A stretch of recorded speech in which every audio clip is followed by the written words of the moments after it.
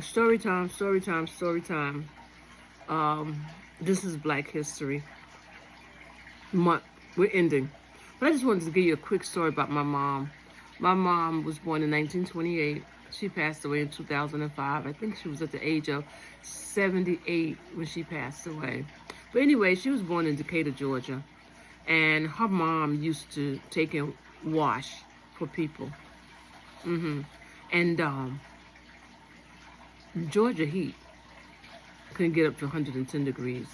And my mom told me one day that her mom had washed, dried, fold, no, not only fold, but iron clothes. A regular garbage bag was like 35 cents. And my mom had walked like a mile and a half. She said she was so sweating, she felt like she could faint.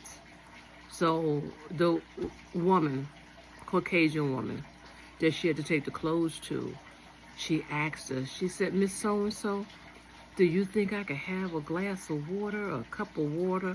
And my mother's looking at the lady's garden hose. That lady said, if you don't get out of here, I shouldn't pay your mother. It was 35 cents for that big bag of clothes. She said, I shouldn't pay your mother. But what I'm going to do is pay her. And when I see her, I am going to let her know that you asked me for water. My mom was livid out of her mind because if this Caucasian woman went back and said, your daughter asked me for a cup of water, I'm quite sure my mother would have got whipped. It was months. My mom would deliver clothes, until she finally felt like, maybe this woman is not going to tell my mom what I asked for, that cup of water. We, the Black nation, have come a long way, guys. But we got a long ways to go. And we can't put slavery under a rug like it never happened. But like Jesus said on the cross, forgive them. They don't know who I am.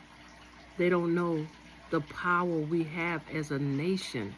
But first, we got to get ourselves together. We got to learn how to love one another and do what's right for one another. And time has not ran out. We still got time as long as we got breath in our body. We still got time to make a difference.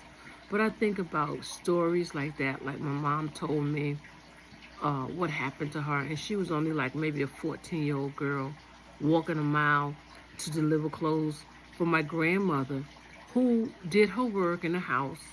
However, my grandmother suffered from asthma so bad. Matter of fact, she died. She died when I was about 16. My grandmother died of an asthma attack on her front porch. So my grandmother did the work and my mom would to deliver the clothes for her. So we have really lived in a pinch of how people treat us. Even when somebody treats you bad, give them to God and you try to treat them as well as you can. I know the Bible talks about turning the other cheek, even give them your cloak. That's pretty hard when you've been pushed down and hurt and your knees are bleeding.